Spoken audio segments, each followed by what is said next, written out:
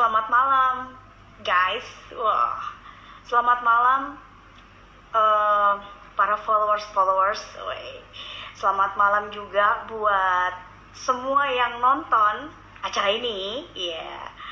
Oke, sebentar lagi kita mau mulai bincang-bincang kita ya sama seseorang yang ini tuh hampir dia hobinya traveling. Terus travelingnya itu dari yang pertama iseng-iseng gitu ya, terus dia bisa menghasilkan penghasilan dari travelingnya itu. Ih, penasaran ya. Pasti kita mau denger nih ceritanya nanti. Gimana sih? Kok bisa sih cuma traveling terus kok bisa punya penghasilan dari traveling itu, gimana gitu. Tapi kita nih sebetulnya mau ngebahas tentang sosial media versus pandemi. Maksudnya apa ya? Coba ya. Ini aku mau invite ya seseorang. Oke, kita tungguin ya. Kita tungguin nih kakaknya. Seru nih pasti. Udah ada nih Kak Arninya. Coba ya. Kak Arni, Kak. Aduh. Wow, sehat-sehat ya Kak ya? Ya, sehat-sehat. Penny sehat-sehat? Seperti yang nampak saat ini. Sehat dan subur. Sehat dan subur ya, karena di rumah aja ya, Fed. Iya. Oke Kak, kita langsung aja. Aku tadi udah sempat bahas sama teman-teman yang beberapa tadi, cuman ada beberapa orang sih yang online gitu. Terus aku seperti topik kita malam hari ini, kita mau bahas tentang sosial media versus pandemi. Ini apa sih? Karena kan kita tahu ya, berita-berita sekarang ini luar biasa ya Kak, semuanya tentang corona, semuanya tentang yang infected itu mengerikan banget. Terus kayaknya bikin hati jadi, khususnya aku pengalaman pribadi tuh khususnya di orang tua aku. Mamaku tuh baru sekitar 3 tahunan lah punya Android gitu kan. Yang dia buka pasti Facebook. Di Facebook itu dia lihat beritanya dan dia sambil baca loh. Kalau kita kan baca cuma lihat terus kita skip gitu ya. Tapi kalau mamaku itu dia baca, ampun, udah ada yang mati 1 gitu. Gara-gara udah ada yang terinfeksi 1 gitu kan. Terus tiba-tiba dibaca lagi di depan cucu-cucunya, ya ampun Indonesia ngeri banget, udah hampir 6.000 loh gitu kan. Berita terakhir kan hampir 6.000 orang yang ada kasus corona ini gitu ya kayak di Indonesia. Jadi itu kan mencemaskan. Makanya kita bahas malam ini sosial media versus pandemi. Terus ya itu dulu deh Kak. Gimana kalau Kakak sendiri, pandangan Kakak terhadap situasi pandemi ini, ketika kita bersosmed itu harus kayak gimana Kak? Kita skip aja. Gimana? Semua tergantung pikiran kita soalnya, kayak pikiran kita juga ya. Kalau aku sih ya, karena kan berita tentang COVID-19 pandemi itu semua media sosial udah nampilin, siaran televisi juga sudah nayangin, dan rata-rata kan informasi yang disampaikan itu kan mirip kan ya. Jadi kalau dari aku secara pribadi, supaya nggak terlalu khawatir, nggak perlu panik, tonton seperlunya aja. Dapatkan informasi yang mau kita dapatkan dari sumber yang terpercaya. Misalnya saat nonton televisi itu kan siarannya kadang ada yang rerun atau tayang ulang. Tadi dia sudah menginfokan pada saat berita pagi, siang ditayang ulang lagi. Kalau menurut kita, informasi itu aku udah dapat, udah cukup nih. Tindakan pencegahannya apa yang harus saya lakukan supaya waspada. Udah, habis itu ganti aja channel, jangan terus fokus tonton tentang itu. Sama saat kita buka media sosial, kalau ada yang posting, kita udah dapat nih infonya. Oh ya udah, langsung skip aja. Jangan ke situ terus. Cari informasi yang lain lagi yang nyegerin. Karena kan yang dibutuhkan saat ini supaya kita lebih tenang ya.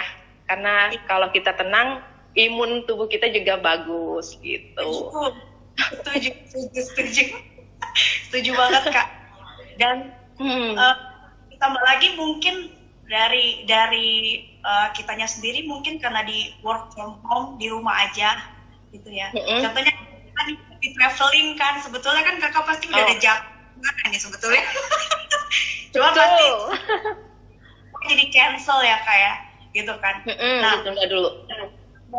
Dalam kita mungkin orang-orang di rumah work from home ini kayak bikin orang jadi kayak aduh kayak capek ya biasanya kemana-kemana ya Kak, biasa kerja pergi sini pergi sana, meeting sini meeting sana, ketemu orang, akhirnya cuma di rumah cuma ketemunya sama ya orang tua, keponakan ya kan, sama pamannya, ya itu aja, akhirnya cuman mungkin bosen gitu. Akhirnya ketika dia pegang handphone, dia main sosial media, instan kayak yang keluar update status contohnya.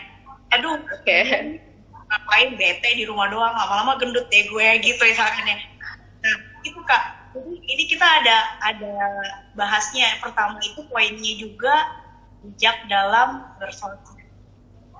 Sebetulnya bijak dalam bersosial media. Sebetulnya sih bukan di situasi pandemi ini aja sih ya bijak bersosmed. Sebetulnya ini udah masalah lalu gitu ya, udah lama gitu ya, yang kita sering lihat gitu di sosmed gitu, ada orang yang marah-marah nggak jelas di Facebook gitu ya, statusnya kayak gitu, atau ada juga yang mungkin sifatnya ngepost foto orang untuk ngebully misalkan gitu. Pandangan kakak tuh gimana sih Kak, kalau seandainya kita tuh yang benernya tuh sosmed itu harus gimana gitu, kita kalau bijaknya tuh bagaimana gitu Kak kalau bersosmed? Cara bijaknya, kita harus tahu dulu sosmed itu ada apa aja. Ada Instagram, ada Facebook, ada YouTube, ada blog. Nah, saat kita mau menggunakan media sosial, langkah bijak pertama yaitu pastikan kita punya cara berpikir yang positif, terus no baper. Kenapa harus berpikir positif? Karena saat kita sudah masuk dalam dunia media sosial, di dalam media sosial itu akan banyak banget postingan yang positif, negatif isinya. Nah, kalau dari diri kita sendiri aja udah awal-awalnya sudah negatif, apapun postingan yang kita baca, yang kita lihat, pasti itu membuat kita semakin negatif. Udah negatif, terus baperan, komplit deh. Jadi, pastikan cara bijak pertama itu saat menggunakan media sosial adalah berpikir positif dan no baper. Kenapa no baper? Karena kalau buka media sosial nih, kan sering nih teman posting lagi jalan-jalan kemana, atau pas teman posting foto dengan itu temannya kita juga, terus kita mikir, ya kok aku nggak diajak ya? Kan gue kan dekat-dekat lokasi situ, kenapa dia yang di situ, kok di foto gue nggak ada? Nah, itu kenapa harus bermedia sosial. Pastikan kita nggak punya sifat yang baper, karena itu rugi buat kita sendiri. Terus kita harus ingat nih, si pembuat media sosial itu pasti dia mendapatkan keuntungan dari penggunanya, ya kan? Nah, kita di sini harus bijak. Jangan hanya si pembuat media sosial yang mendapat keuntungan dari kita, tapi pastikan juga kita dapat keuntungan dari media sosial itu sendiri. Keuntungannya ada banyak banget. Pertama, kita mendapat pengetahuan, menambah wawasan kita. Keuntungan yang lain yang bisa kita manfaatkan dari media sosial, kita bisa dapat income loh. Income itu bisa lewat kuis-kuis yang diadakan di media sosial. Itu banyak banget, ada lomba video, lomba foto, lomba menulis. Itu banyak banget. Saya sudah berapa kali ngikutin, pernah juga ada lomba untuk cuman tebak permainan tradisional daerah mana. Itu hadiahnya ya lumayan, kayak misalnya pulsa 100.000, lumayan kan? Ada juga yang lomba bikin video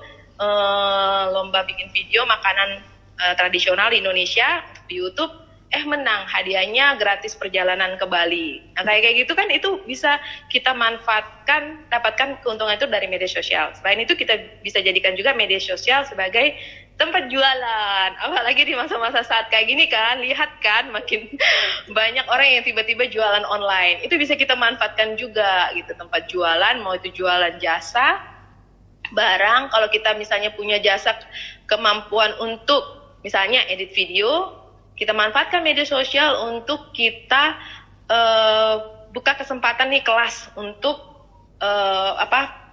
ngedit video atau ngedit foto. Karena kan kalau media sosial itu hubungannya selalu dengan video dan foto. Kalau kita punya keahlian itu, nah manfaatkan ada media sosial untuk menjual jasanya kita.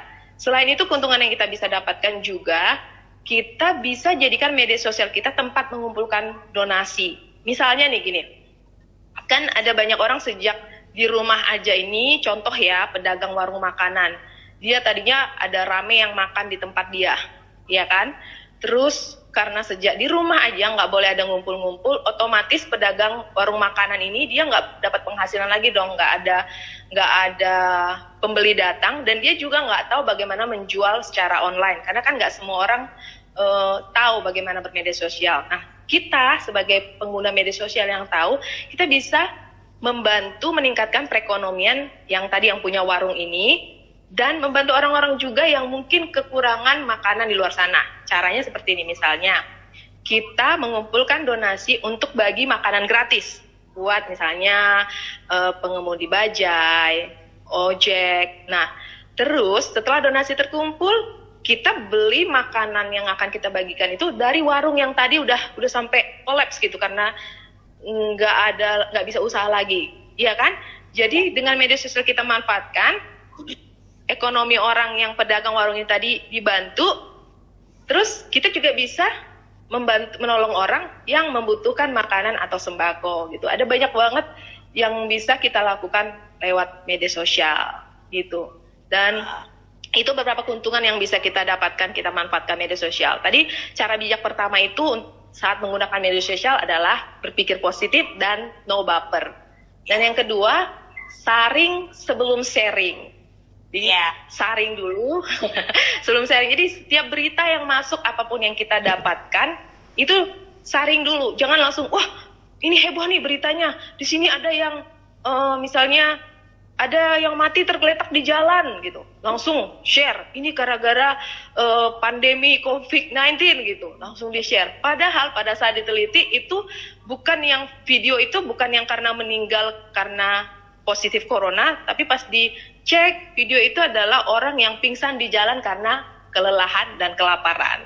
Nah, kalau kita udah sempat buru-buru nge-share kan, kita jadi penyebar hoax namanya. Jadi tips kedua itu saringlah sebelum sharing gitu. Itu dua cara bijak dulu. Ada banyak sih. Nanti kita lanjut lagi. Ya kayak gitu. Kalau Penny sendiri gimana? Sendiri. Aku pokoknya jadi sebetulnya menguntungkan juga sebetulnya untuk orang-orang seperti aku gini, karena ide kreatif aku muncul di rumah, lebih sering di kamar pertama gitu kan. Terus kayak tadi pagi gara-gara olahraga, bangun pagi olahraga sama keponakan, terus keponakan bersyukur ya bisa olahraga pagi hari, nggak taunya muncul ada satu lagu bisa ciptain gitu ya kan, judulnya terima kasih Tuhan Yesus gitu. Cuman jadinya aku kayaknya jadi makin apa ya, buat aku kayak bisa mengupgrade diri sendiri ketika aku di rumah. Mungkin saat ini memang kita mesti pinter-pinter situasi kayak gini, kita mesti ngapain sih, khususnya di dalam media juga. Aku kan aktif juga gitu ya, pengguna sosial media.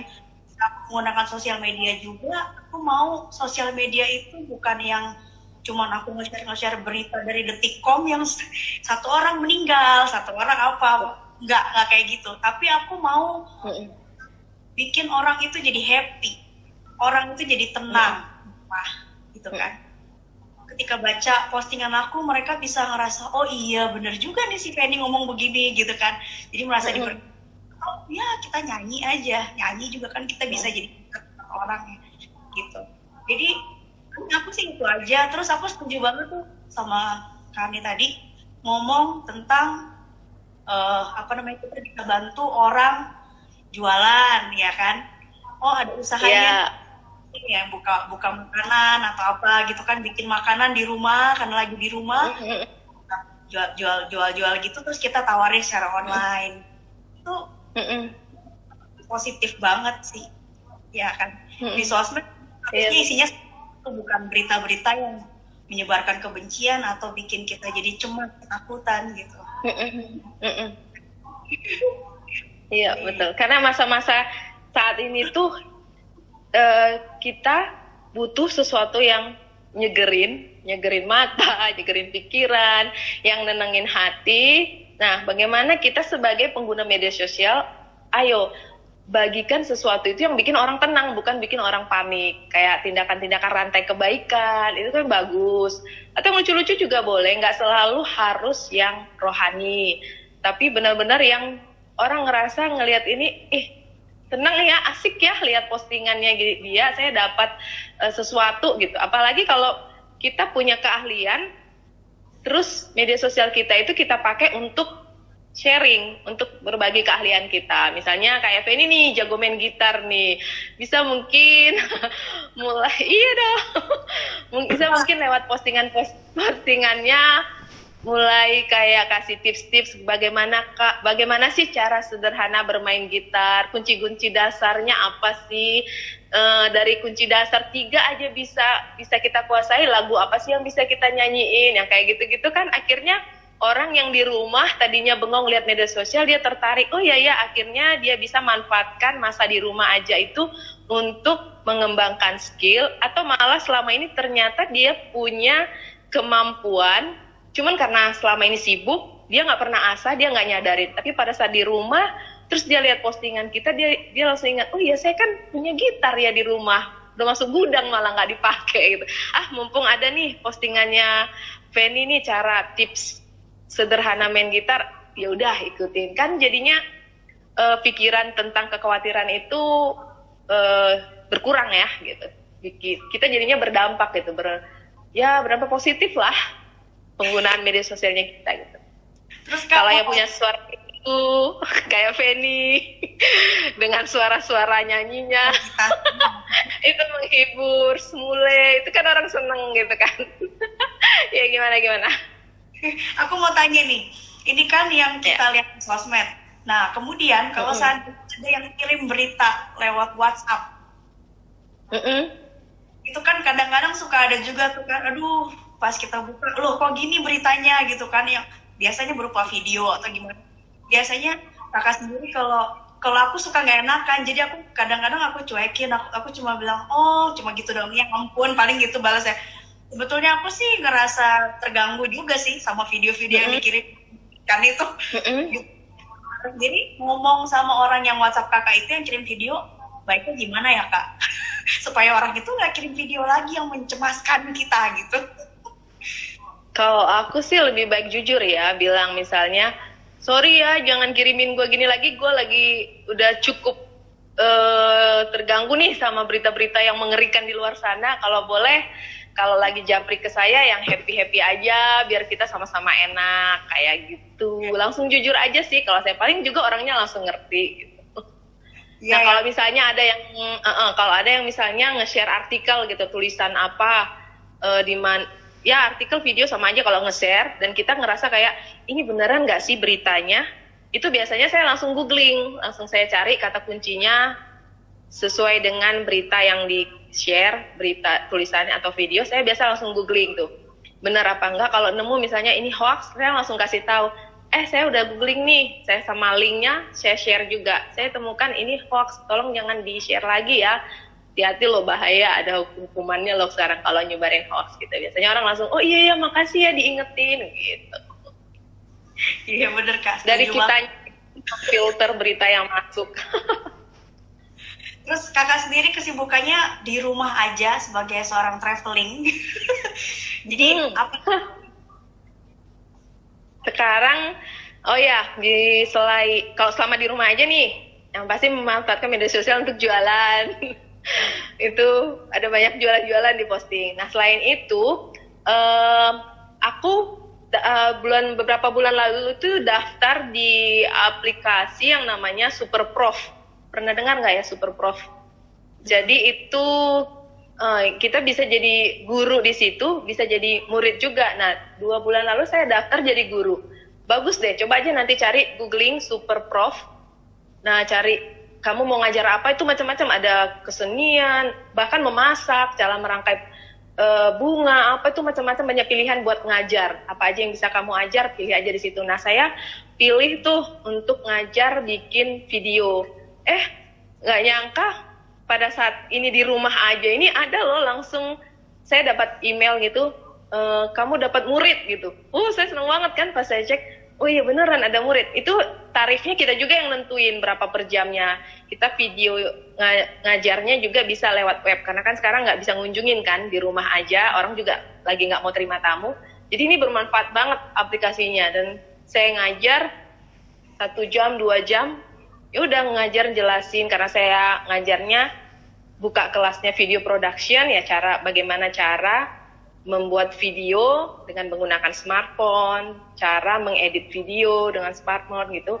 Iya lumayan, jadi di rumah aja tapi kita bisa produktif. Coba deh yang di rumah aja bisa buka tuh, cari Super Prof, daftar deh kalau kamu mau daftar jadi pengajar atau jadi murid. Oke, itu bagus banget. Perlu dicoba itu memang aplikasi-aplikasi seperti itu. Nanti ngajarnya tinggal pakai Zoom meeting atau Skype. Kalau aku sih tadi pakai Zoom meeting karena bisa langsung sekalian share PowerPoint, bahan PowerPoint-nya kan, presentasinya sekalian.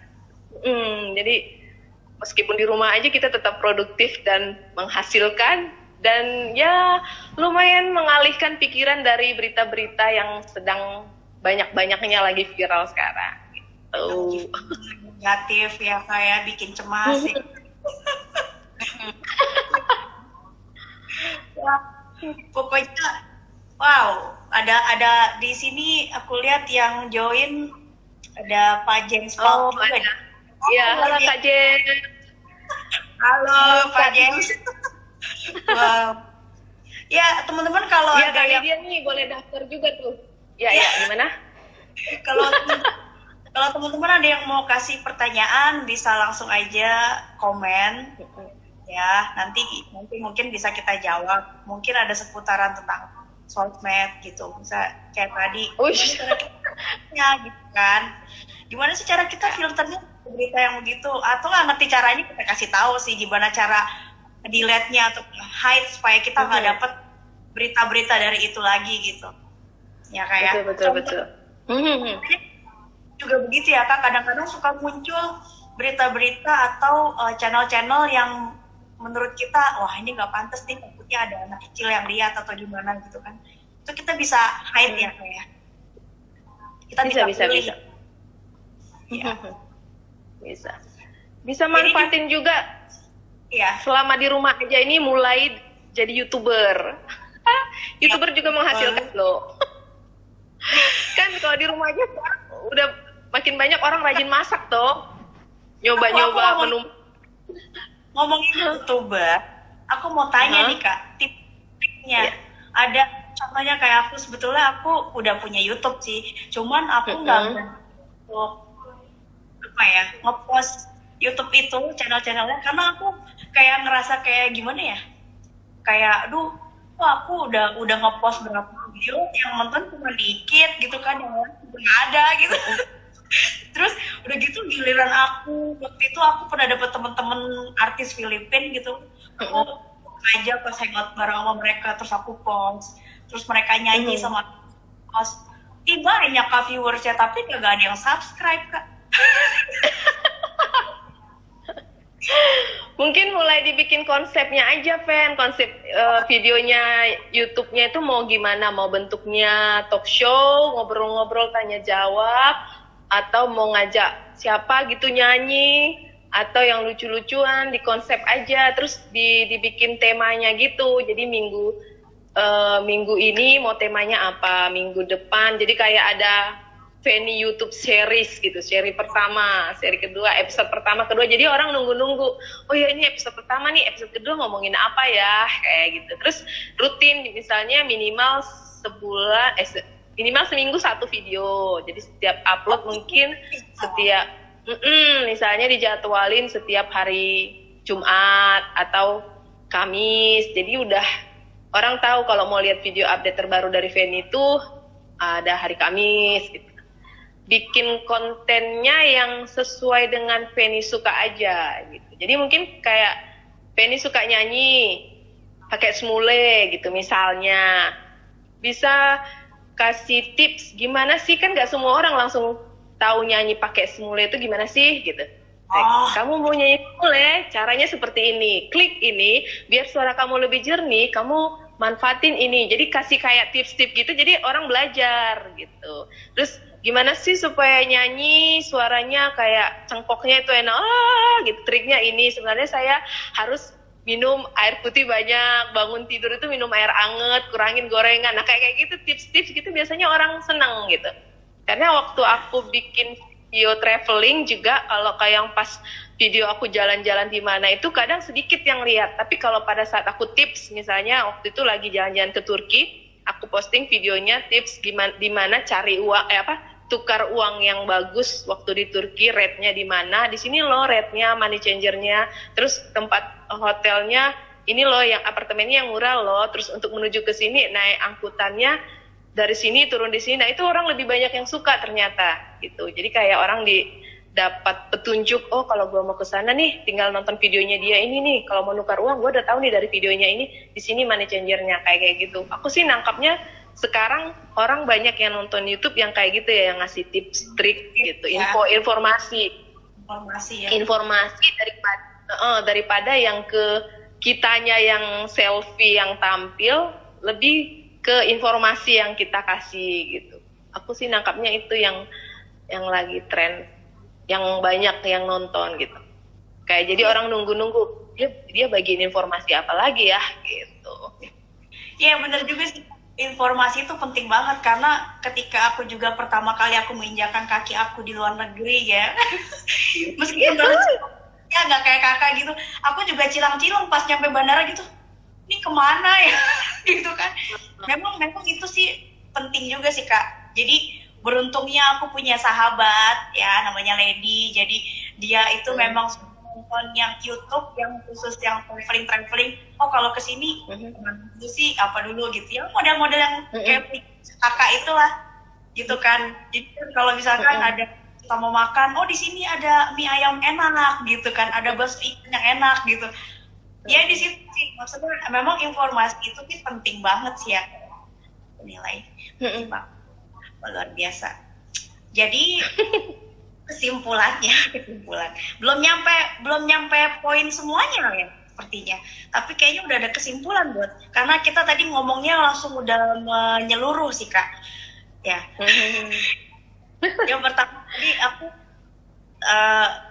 Yang pertama tadi ketika kita bijak dalam bersosmed itu, kita yang pasti pertama kita harus berpikir positif, nggak boleh baper ya kan Kak ya. Terus kita harus saring dulu sebelum kita sharing.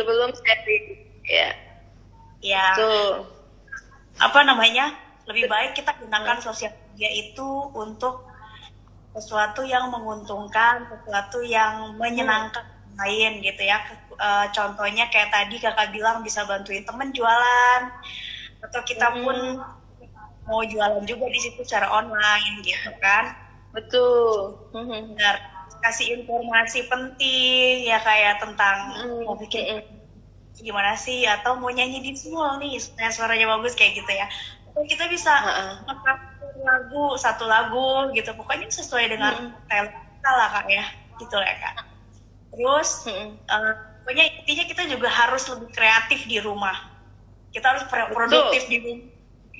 Lagi situasi. Oh iya, ada satu lagi untuk cara bijak bermedia sosialnya itu jaga etika. Jaga etika di sini maksudnya dalam pemilihan kata, pemilihan bahasa saat kita mau tulis caption, tulis status di story kah, posting foto, video, itu pokoknya harus jaga etika supaya itu tidak mengundang orang nyinyirin, nggak mengundang orang akhirnya berdebat yang menyerang. Pokoknya jaga etika deh dalam bermedia sosial, untuk dalam tulisan kita kayak gitu.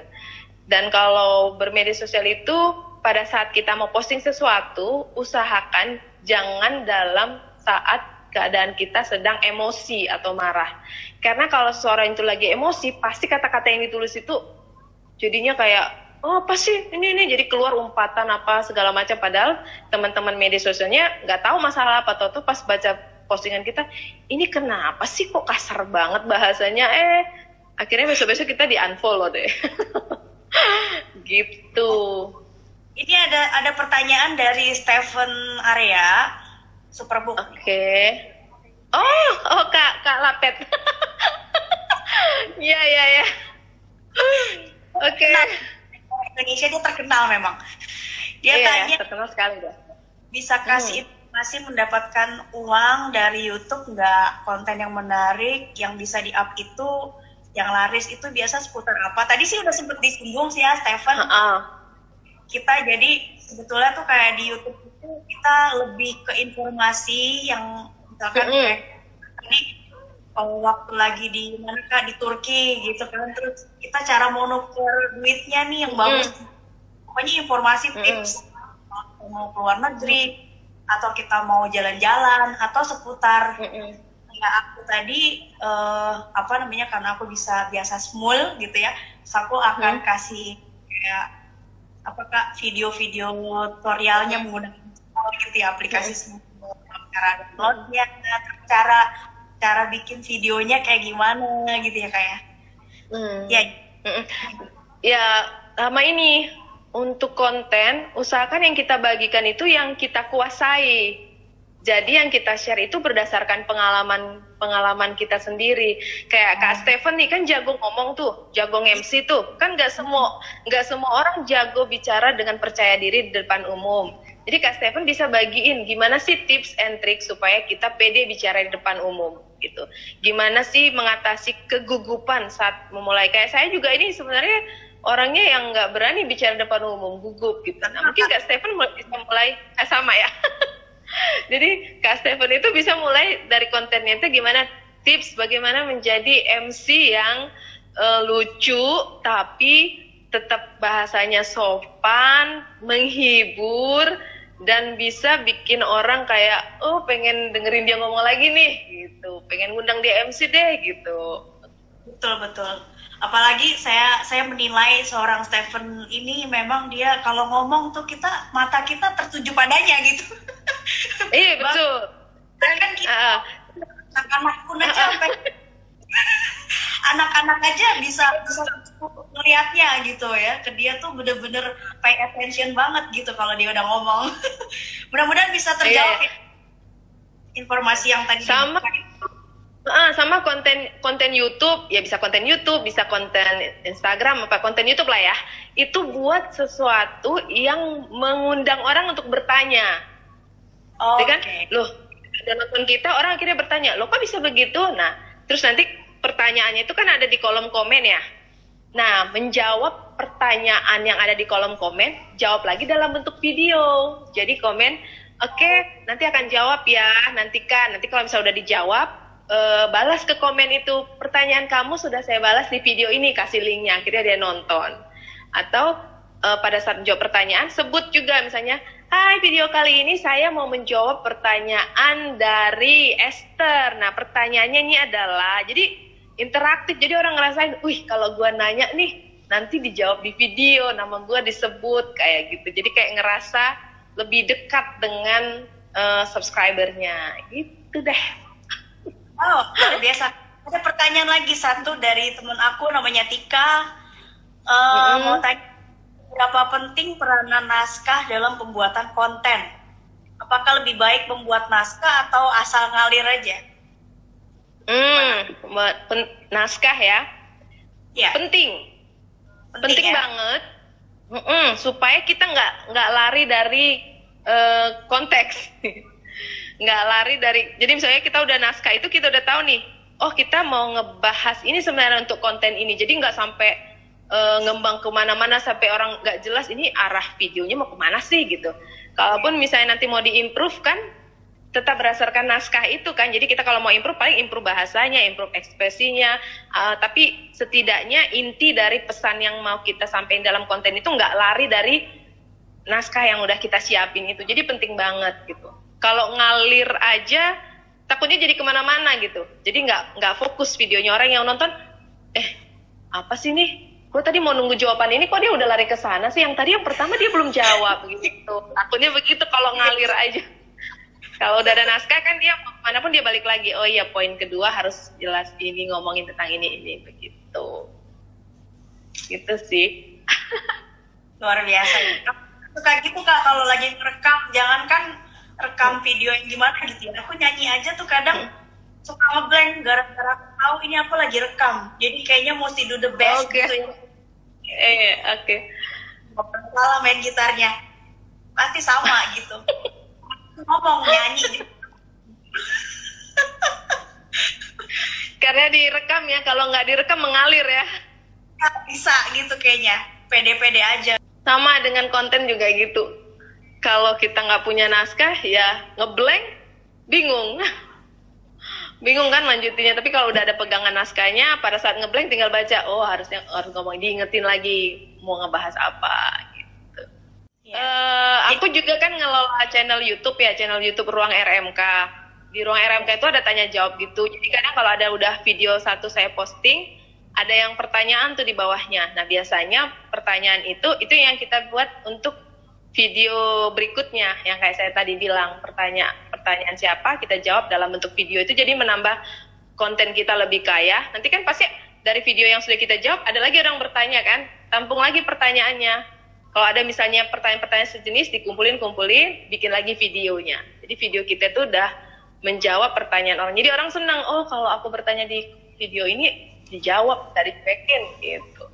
Luar biasa. Jadi kesimpulannya nih, kalau aku simpulin itu untuk video, kalau kita mau bikin konten video YouTube sama IG itu, kita harus menyiapkan konten yang sesuai sama diri kita sendiri gitu ya. Misalkan aku suka nyanyi ya udah itu. Atau tadi kayak temen Evan suka ngomong, ya udah dia ngomong gitu kan. Dia suka anak-anak, ya tentang anak-anak. Masih dari Tika. Dalam bersosial media terkadang banyak sekali masukan dan kritikan. Gimana Kak? Oh, pokoknya komen.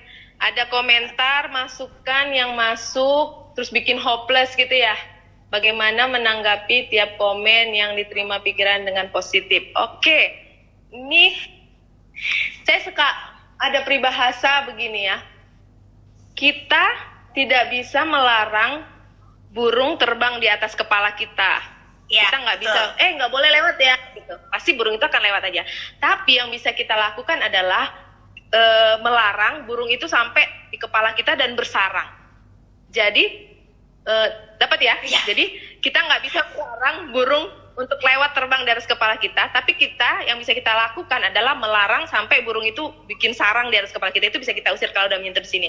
Sama dengan komentar-komentar, kita nggak bisa melarang, namanya media sosial ya, apalagi kita kalau udah publik umum ke umum, kita nggak bisa melarang jangan komen ini ya, nggak boleh ngucapin kata ini ya, nggak boleh. Kita nggak bisa ngelarang orang. Yang bisa kita lakukan adalah apa perkataannya dia itu, komen negatifnya itu kita filter, kita nggak masukin ke pikiran kita. Jadi pas kita tahu ini komennya nggak mendidik gitu, nggak membangun, hapus aja gitu. Kan itu kan timelinenya kita, misalnya kayak media sosial itu kan rumahnya kita.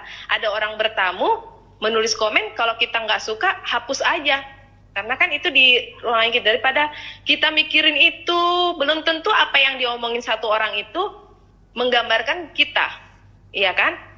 Padahal mungkin ada 1000-an orang yang menggambarkan keren tentang kita, positif tentang kita, cuman orang itu yang suka komen kayak gitu. Masa hanya karena ada satu komen yang bikin kita hopeless, itu akhirnya kepikiran, terus kita stres, terus kita ngerasain, wah gini banget ya, hancur banget ini. Kita yang rugi, padahal orang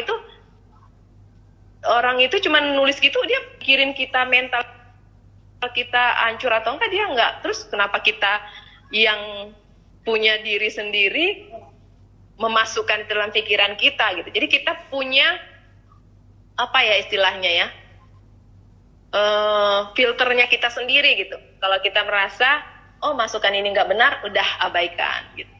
Tapi kalau kita merasa apa yang dia komen itu benar dan kita memang di posisi yang kita ngerasain kita salah, kita perbaiki. Oke, terima kasih ya buat masukannya, saya akan perbaiki, semoga saya bisa lebih baik ke depannya gitu. Kalau memang itu dari kitanya ternyata yang memang salah. Tapi kalau ternyata pas kita baca, gue nggak kayak gitu deh, kok dia berpikiran, ya udah jangan masukin ke hati gitu. Ya itu tadi kembali yang poin nomor 1 saya bilang tips bijak untuk bermedia sosial. berpikir positif dan no baper. Gitu. Ya. No baper, jangan sampai baper Ya. deh. Aduh, semoga menjawab ya. Jadi kita kesimpulannya apabila ada yang kasih komentar dan minta sesuatu ke kita bisa dijawab dengan video yang tadi tuh yang tentang konten ya kayak. Terus konten. kalau ada yang nanggepin komennya negatif, lebih baik ya udah kalau kita nggak suka hapus aja atau ya udah diam aja nggak usah dibales gitu daripada kita kepikiran gitu kan. Jadi jangan nambahin sampah juga di pikiran kita gitu ya, nggak baik juga ya. Cepet tua ya Kak. Betul. Tambah stres kita yang rugi loh. Ya. Terus ini rupanya Stephen ini mau challenge kita nih, maksudnya gimana nih? Kita disuruh bikin video ngevlog gitu kali ya. Challenge dong Apa tuh kalian challenge-nya? berdua. Apa tuh? Ngevlog tentang semua yang bagus. Kalau Kak Adi ceritanya promo tentang satu daerah yang menarik. Ya. Deg-degan aku dikasih challenge begini. Ayo, Penny dulu, Penny dulu. Dari aku dulu. Aplikasi Smule-nya di handphone yang ini nggak ada. Di handphone aku pakai ini ada aplikasi Smule, tapi pura-puranya ada aja sih. Vlog cara bikin Smule dan nyanyi yang bagus. Oke. Untung aku pernah belajar dari Kak Arni cara nge-vlog begini. Jadi aku udah tahu nih Pemirsa Indonesia, ini dia Penny Christie. Hai guys, ketemu lagi sama aku Fanny Fasde di sini, Fanny Christie. Kali ini aku mau menjawab pertanyaan dari video YouTube aku yang kemarin. Jadi ada yang tanya, Kak, kok suaranya bisa keren sih kalau di Smule? Ya, gimana sih caranya? Aku suaranya sember misalkan gitu ya. Aku mau kasih tahu tipsnya supaya suaranya nggak terlalu kegedean. Musiknya juga, musik sama suaranya pas di Smule. Jadi pertama, of course kalian harus punya ini. Handphone ya. Oke, jadi waktu kita pakai Smule ceritanya. Smule, terus usahakan ketika musiknya udah nyala, bunyinya jangan terlalu dekat. Biasanya ada orang yang salah sih nyanyinya gini kan ya, berhembus angin malam gitu. Wow, itu suaranya peak banget, lebih gede suara daripada musik kadang-kadang gitu. Jadi suaranya dan di Smule itu ada. Jadi kalau kita berlangganan VIP itu kalau nggak salah 50.000 lah, nggak nyampe 30.000 palingan nih sebulan gitu. Biasanya kita bisa ada volumenya, terus kita ada efeknya di situ. Kalau aku suka pakai yang namanya per studio gitu kan. Terus biasanya aku 20-30 artinya pokoknya ya istilahnya aku lupa nih. Reverb-nya gitu ya, suara di studio gitu ya. Kayak ruangan pengaturan ruangan misalkan 30, terus kayak verb-nya itu 20 misalkan gitu. Terus volumenya dari 0, jadi min 1 volumenya supaya suara aku juga sama musiknya seimbang. Biasanya sih. Oke, tips dari saya. Semoga bermanfaat. Gimana? Bisa ya jadi YouTuber ya? Bisa dong. Apalagi nanti kalau pas ditunjukin itu ngejelasinnya, terus ada yang videonya nge-shoot ke arah aplikasinya, jadi orang tahu klik apa gitu. Tapi tadi handphone ini Smule-nya yang dia pakai buat online ini ada Smule-nya, mohon maaf. Berarti challenge-nya nanti lanjut setelah IG Live ini berhenti. Besok kita nantikan postingan di feed IG-nya Penny, tips bersmule yang benar. Nanti kata aku kan bikin loh, serius ini aku ngomong serius. Nyata inspiring juga, inspired. Kakak sekarang, ayo challenge-nya tadi.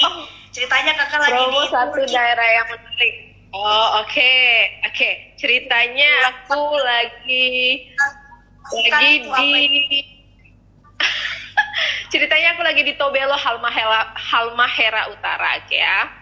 Merah. Oke. Hai, kali ini saya ada di Tanjung Bongo yang berada di Halmahera Utara. Tempatnya bagus banget. Kalau menurut warga di sini nih, Tanjung Bongo ini merupakan Raja Ampatnya Halmahera Utara.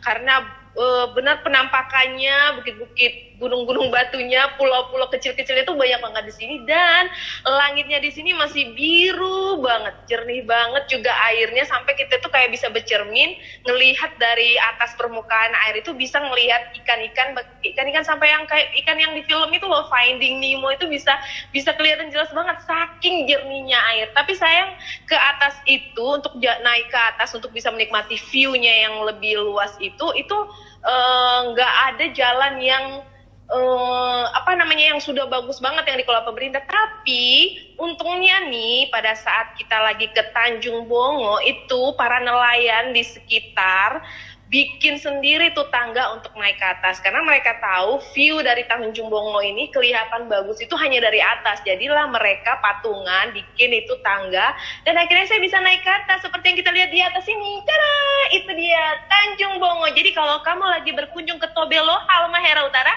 pastikan kunjungi Tanjung Bongo. Ya kira-kira gitu lah. Sudah tidak dapat dipungkiri lagi, memang Karni memang luar lah. Apa nama itunya Kak? Inspiring Traveler Indonesia. Videonya padahal lewat handphone, tapi Karni ini videonya udah waktu itu pernah masuk di TV ya, kayak Trans 7 ya kalau nggak salah ya Kak.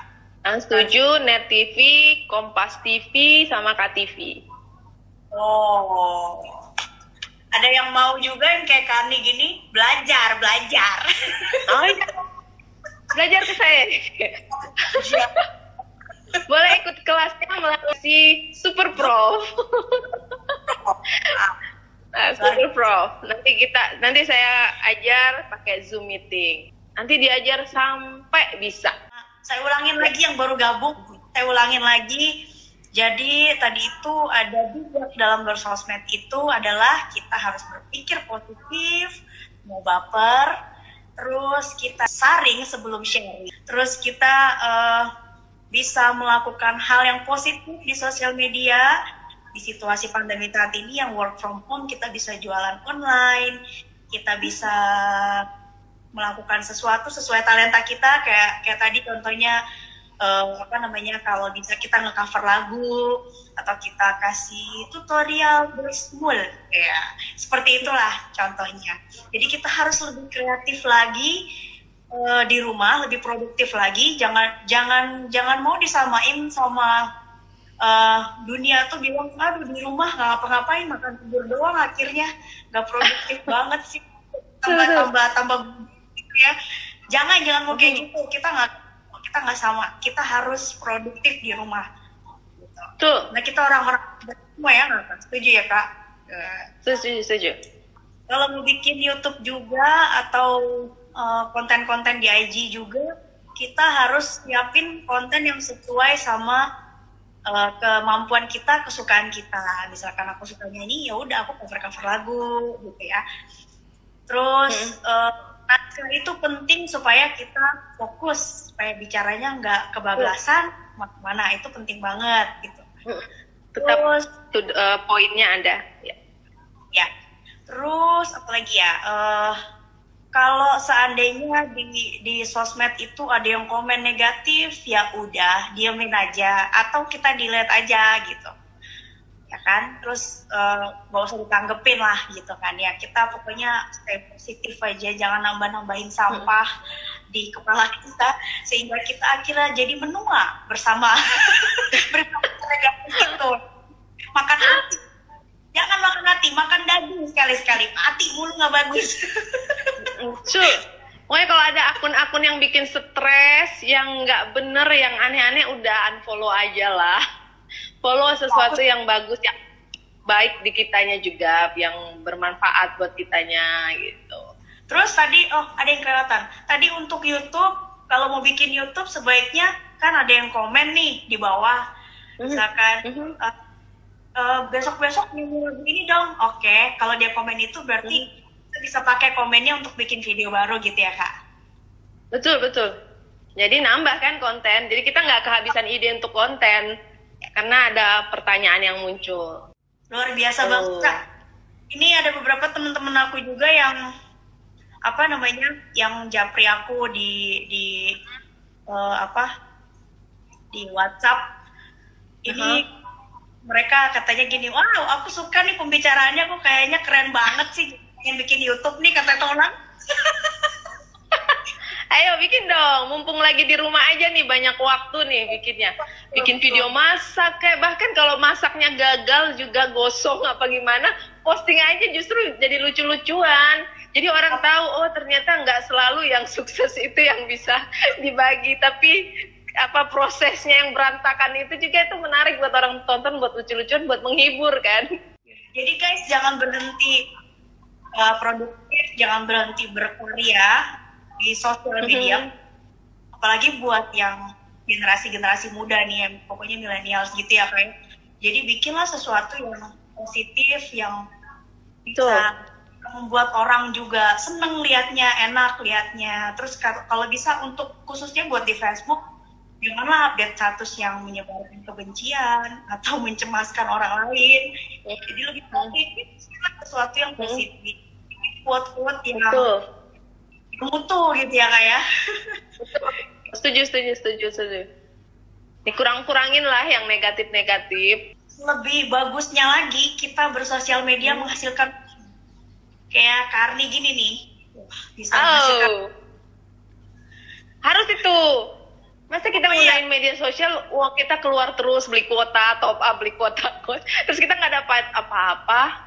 Udah di rumah aja nggak berpenghasilan, terus habis duit cuma buat kuota. Ya kita manfaatkan media sosial, kita juga dapat keuntungan dong. Dapat duit. Karena gini, jalan ke luar negeri, terus nge-vlog, udah gitu dapat duit. Udah gitu tayang lagi. Keren banget, keren. One day ya, Kak. Sebetulnya. Bisa. Siapa saja bisa. Dan yang lebih penting lagi, sebetulnya aku mau kasih pesan buat semua yang nonton IG Live ini. Aku tuh pengen kasih tahu bahwa situasi keadaan sekarang ini memang istilahnya membuat kita nggak nyaman sih sebetulnya ya. Kita udah kan, cuman percaya aja lah bahwa segala sesuatu yang kita alami dalam hidup kita itu sudah dalam rencananya Tuhan udah atur gitu ya. Wah, udah diingetin sama IG, udah 25 menit remaining, 25 detik. IG, kita terputus. Oke Kak, terima kasih malam ini. Pokoknya stay safe, stay healthy. Bye-bye. Stay healthy.